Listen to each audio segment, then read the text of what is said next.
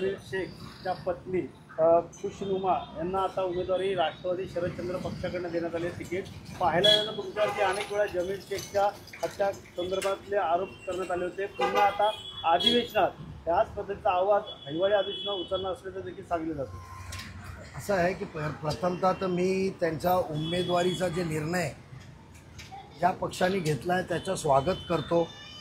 प्रत्येक माणसाला निवडणुकीत आपली किस्मत आजमायचा संधी आहे। मागच्या वेळी 2017ला त्यांच्या दिवंगत स्वर्गवासी जमीलनी किस्मत आजमावली होती। किती मतं भेटली तुम्ही सर्वांना ठाऊक आहे। यावं, प्रत्येकाने यावं। असं आहे का प्रतिस्पर्धी पक्ष कोण ना कोण देईलच। आणि राहिलं ते आरोपाच्या बाबतीत तर मी आधी स्पष्ट केलेलं, अजूनपर्यंत मी मन मोकळ्याने कधी बोललेलो नाही आहे। कारण मला खालच्या पातळीवर जाऊन सत्य गोष्टी काही राजकीय गोष्टीसाठी आणायची नाही आहे। त्यांना हट्टच धरलाय का नजीब कारण ते पराभूत करू शकत नाही, तर अशा खोट्या आरोपामध्ये ते मला टाकण्याचा प्रयत्न करू शकतात। मी एवढाच आवर्जून ठाणेकरांना सांगतो आपल्या वतीने की माझा काडी मोड कधीही संबंध नाही आहे आणि मी अशा खोट्या आरोपाला घाबरत नाही। कुठल्याही गोष्टीचा चौकशीला पोलिसांनी चांगला तपास केलेला आहे। आता तो आव्हाडांचा हट्टच असेल, कारण जेव्हा जेव्हा मी मुंबईत जातो दुसऱ्या दिवशी जमील हत्याकांड प्रकरण बाहेर येतं, कारण त्यांचा एकच म्हणणं आहे की मी मुंबईत जाऊ नये, मुस्लिम नेतृत्व निघाई व्हायलाच नाही पाहिजे। हे त्यांचा हट आहे। नागरिक ते निर्णय घेतील, जे उमेदवार द्यायचं त्यांनी द्यावं। स्वतः मनोज प्रधानांना यायचं असेल माझ्यासमोर तर त्यांनी यावं। जितेंद्र आव्हाड साहेबांना त्यांच्या कुटुंबातले कोणाला पाठवायचं असेल तर त्यांनी यावं। निवडणुकीत जनतेसमोर जाणार, मी काम केलं असेल तर जनता मला स्वीकारणार, मी काम केलं नसेल तर जनता मला स्वीकारणार नाही।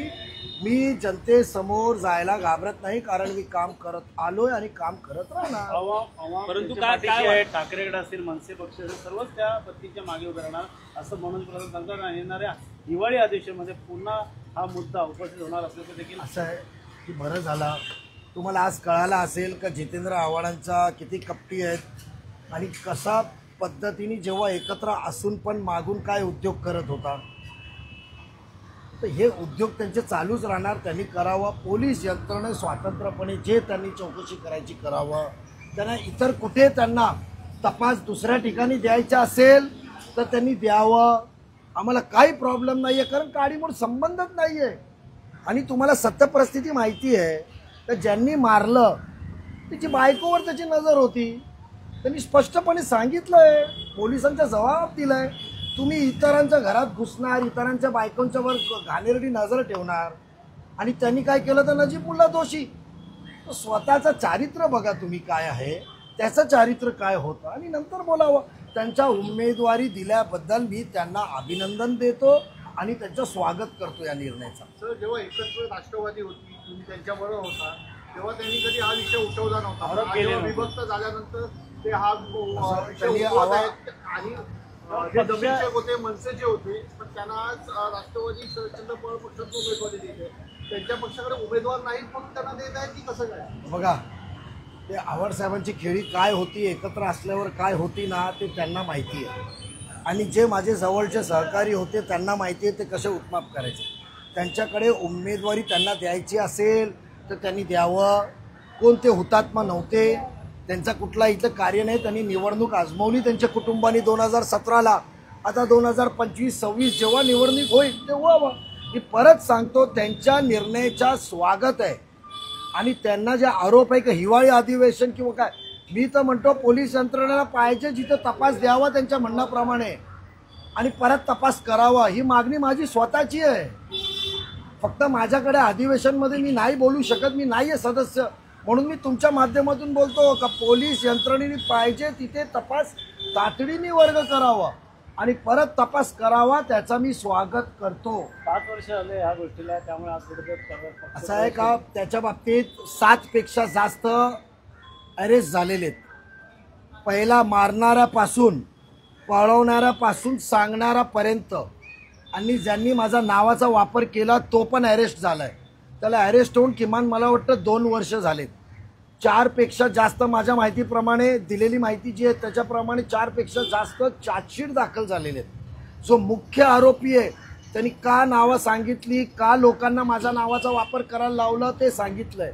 आणि जो मुख्य आरोपी आहे, ज्याच्या बायकोवर जमीलचा घाणेरडी नजर होते असं त्याचं म्हणणं आहे, मला माहीत नाही आहे, त्या आरोपींचं म्हणणं आहे. त्या आरोपी 25 वर्षात माझ्या जीवनात कधी माझ्या संपर्कात नव्हता.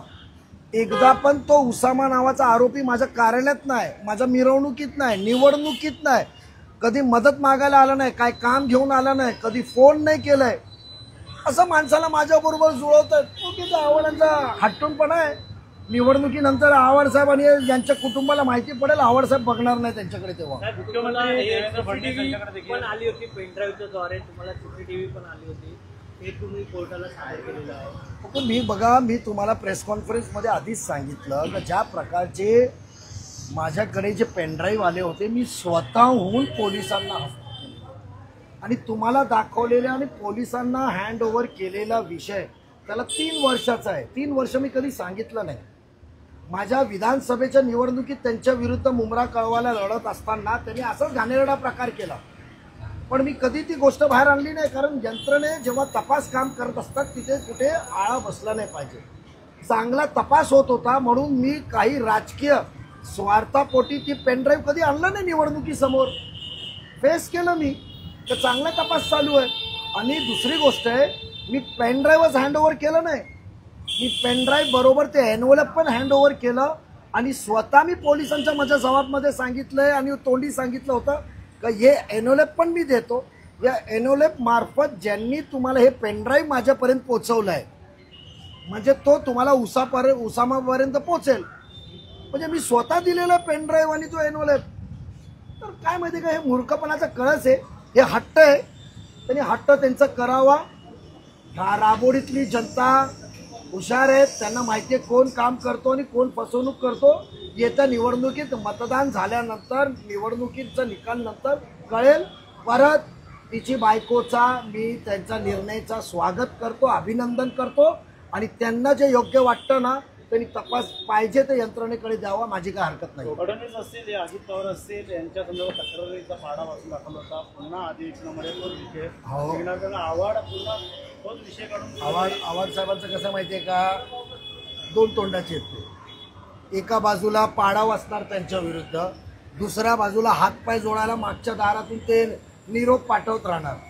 मला भेटायचं आहे, कुटुंबाच्या लोकांना निरोप पाठवणार. मला पुढे मोकळं म्हणजे ते एवढा खालच्या स्तरावर बोलायचं नाही आहे.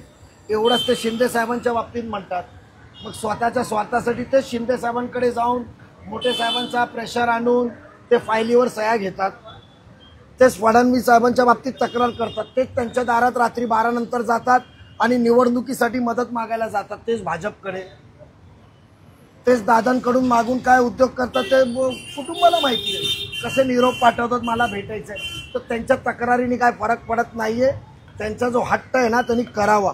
पहिली गोष्ट तर जितेंद्र आव्हाडांनी ना माझ्या आरोप जे करतात ना तसंच ना त्यांनी ना करमुसेंच्या बाबतीत पण तपास दुसऱ्या यंत्रणेला पाठवावं. आणि जे जितेंद्र आव्हाडांकडे हिंमत असेल ना तर मी चॅलेंज करतो त्यांनी करमुसेचा पण तपास पाठवावा. नजीब मुल्लांनी कसं मनमोकळ्याने सांगितलं पाठवा जिथे पाठवायचं आहे. मी काय केलेलं नाही म्हणून मी घाबरत नाही. करमुसे पाठवा. सेकंड, जे त्यांचा बॉडीगार्ड होता ज्यांनी जे सुसाईड केलं त्याचा पण तपास पाठवावा की आव्हाड साहेबांनी कसं मानसिक त्रास दिला होता. आणि जितेंद्र आव्हाडांना वाचवण्यासाठी त्यांनी स्वतःचा मानसिक ताण होता म्हणून त्यांनी सुसाईड केलेलं आहे. आणि आम्ही तुम्हाला सांगतो त्यांनी तपास पाठवावा. आमच्याकडे पुरावे, ते स्वतः खुर्चीवर बसून करमुसेंना मारत होते, हे पुरावे साक्ष, जो मेन साक्ष ना त्याला उद्या कोर्टासमोर तर तपास यंत्रणेसमोर उभा करतो. त्यांनी पाठवावं ना. तशी माझी हिंमत आहे, मी स्वच्छ आहे, मी निर्दोष आहे म्हणून मी कसं हिमतीने सांगतो. त्यांनी पण सांगावं ना त्यांनी. मग कुठे कोर्टात काय झालंय, वकिलांनी काय केले, सर्व रेकॉर्ड आमच्याकडे आलेले. तुतारी वाजणार म्हणतात राबोडीत. काय तुतारी वाजणार? हो, तुतारी निवडणुकीत नक्की वाजणार, पण राबोडीतली जनतेला कानात दुखणं नाही पाहिजे. तुतारी वाजली का कान दुखतं. लोकांना वेळ पाहिजे आणि चांगली वेळ त्यांची आलेली आहे. औषध आहे का तुमच्याकडे? औषध आहे का काय? हा, काय औषध आहे का? तुतारीचं औषध डिपॉझिट जप्त. तुम्ही निवडणूक बघून घ्या ना. असे पराभूत करण्याचे बरेचशी यंत्रणा आली होती. सर्व पक्षांनी एकत्र यावं काम करणारी लोक आहे. आम्ही काम करायला कुठे चुकलो असेल तर निवडणुकीत आम्ही पराभूत होणार. जनता आज घोडा मैदान सामने आहे ना, त्यांनी यावं, निवडणुकीत यावा, प्रचार करावा, त्यांची रणनीतीच आहे. नजीब त्यांना वाटतं का नजीब मुलाला टेन्शन देऊ, राबोडीत गुंतवून ठेवलं का जे हातातून त्यांचा बालेकिल्ला फिसकट चाललाय मुंबऱ्यामध्ये ते त्यांना थांबवता येईल. काय होणार नाही. पाहिजे ते उमेदवार समोर उभा करा, मी जे यंत्रणा राबवणार ते राबवणार. निवडणुकीच्या समोर जायला मी घाबरत नाहीये. आता तुम्ही म्हणालात की अजित पवारांची पण जितेंद्र आव्हाड भेट घेतात नाही, मी असं बोललो नाहीये. दादांची भेट घेतात, दादाची भेट घेतात, मी असं बोललो नाहीये. ते कुठे कुठे मेसेज पाठवतात, कुठल्याकडे निरोप देतात की प्लीज माझी दादाची वेळ मिळून द्यावं. ते इथे जे दादाचे अरे पाय पडत, त्यांचं कामच तो आहे. पक्षामध्ये मागच्या दारातून जायचं आणि माणसाचे पाय पकडायचं. साहेब मी चुकलो. राष्ट्रवादी काँग्रेसमध्ये येण्याची त्यांची इच्छा आहे का? त्या बाबतीत मला काय माहिती नाही आणि एवढा मोठा मी नेता नाहीये का पक्षाची रणनीती ठरवणार. मी माझ्या जमिनीवरचा छोटा कार्यकर्ता आहे. त्या बाबतीत म्हणून काहीतरी माझ्या तोंडात टाकू नका. पण मी एवढंच सांगतो की जितेंद्र आव्हाडांना वाटतं ना का असे उभे करून मी घाबरणार नाही. आणि त्यांना वाटतं ना अधिवेशनात सर्व मोठा अधिकार येते ते सभागृहाला, त्यांनी निर्णय घ्यावा. माझं म्हणणं आहे का त्यांनी तपास यंत्रणेत पाहिजे ते त्यांना द्यावी. मी काही केलेलं नाही तर म्हणून मी घाबरणार नाही.